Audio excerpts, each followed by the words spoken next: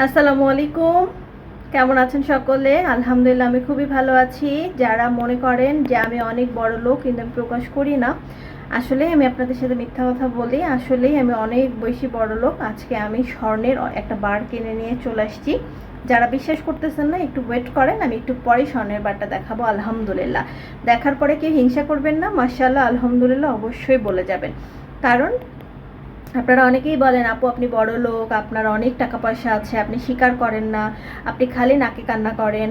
হ্যাঁ আপনি তারপরে হচ্ছে আপনি খালি গরিব গরিব বলেন। তাদের জন্য আজকের এই ভিডিওটা। হ্যাঁ আমি সত্যিই বড় লোক, আলহামদুলিল্লাহ আল্লাহ আমাকে অনেক দিছে।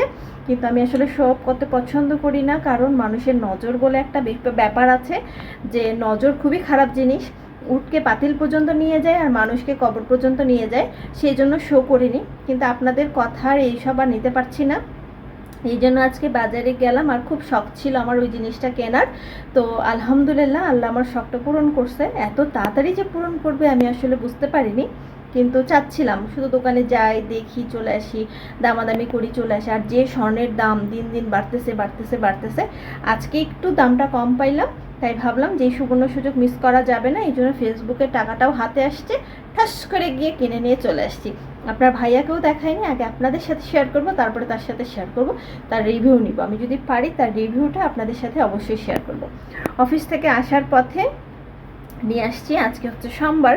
অফিস থেকে আসার পথে আমি কিনে নিয়ে চলে আসছি। আসার পর আমি চেঞ্জ করছি, যেহেতু আমি বড় লোক, আমি বড় লোক আপা, আপনাদের সাথে শেয়ার করতেছি ভিডিওটা, আর আপনাদেরকে বোঝাইতে হবে। এই জন্য আমি আলমারি থেকে একদম কড়কড়া মার দেয়া জামার ওড়না বের করে ফেলছি। এই যে দেখেন, যে সোনার এত দামি জিনিস দেখাবো, ওই সাদা মাটা এই সেম ওড়না কমলার কালা ওই সব দিয়ে তো হবে না।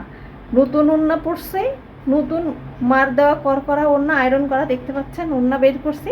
আপনাদের সাথে এখন সোনা শেয়ার করবো, চলেন আপনাদের সাথে এত কথা না বলে সোনার জিনিসটা দেখাই। কত দামে কিনলাম, মানে কত করে ভরি নিছে, সব থাকবে, আসেন। এই যে দেখেন, এই সোনা প্রতিদিন 150, 200 বেশিও থাকে ভরি।